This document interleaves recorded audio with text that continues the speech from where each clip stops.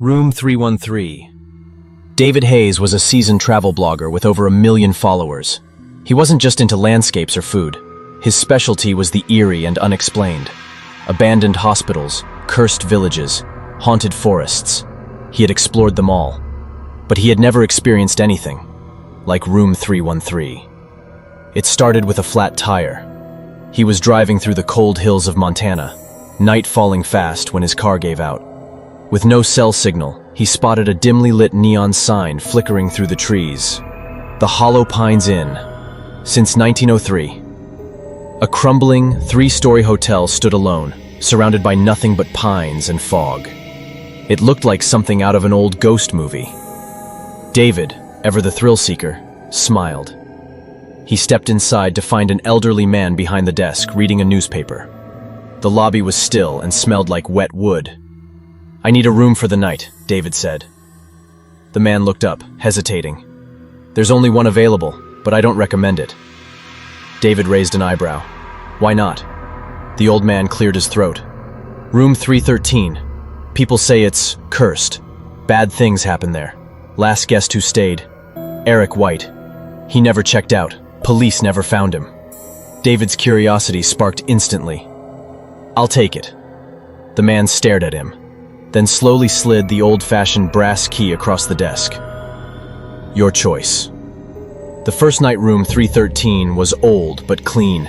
It had a dusty double bed, a small desk, a window that refused to open, and an antique mirror hung crooked on the wall. The wallpaper was peeling in corners, and the air smelled faintly of mothballs and mildew.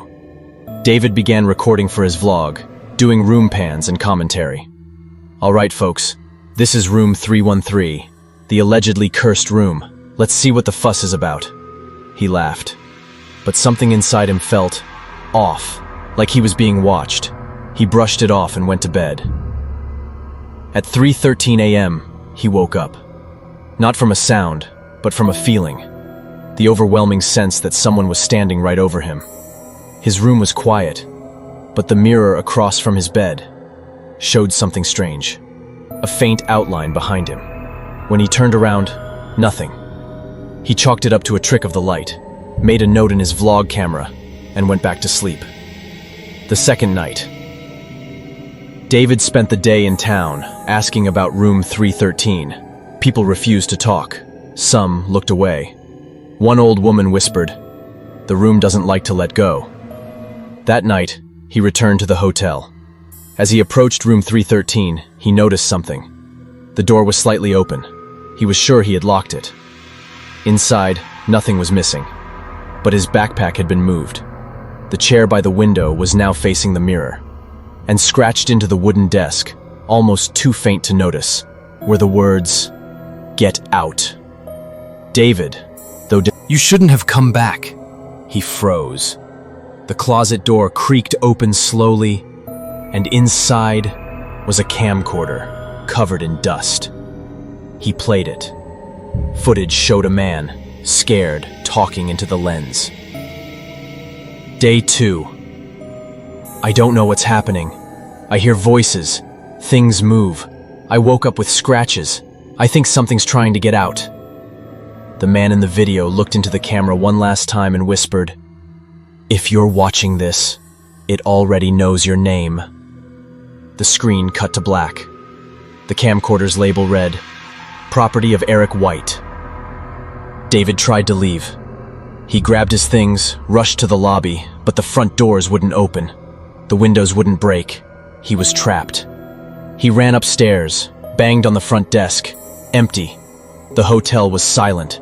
He turned to find Room 313's door wide open, and the lights inside glowing. He stepped inside, heart pounding. The room was different now. No furniture, no window, just darkness, and that crooked mirror. In it, he saw his own reflection, staring back with empty eyes, not blinking, not moving. Then, it smiled, but David didn't. The mirror cracked, and everything went black. Weeks later, a new traveler checked into the Hollow Pines Inn. The same old man at the desk greeted him. "Any rooms available?" the traveler asked. The man smiled faintly and handed him a brass key. Just one, room 313.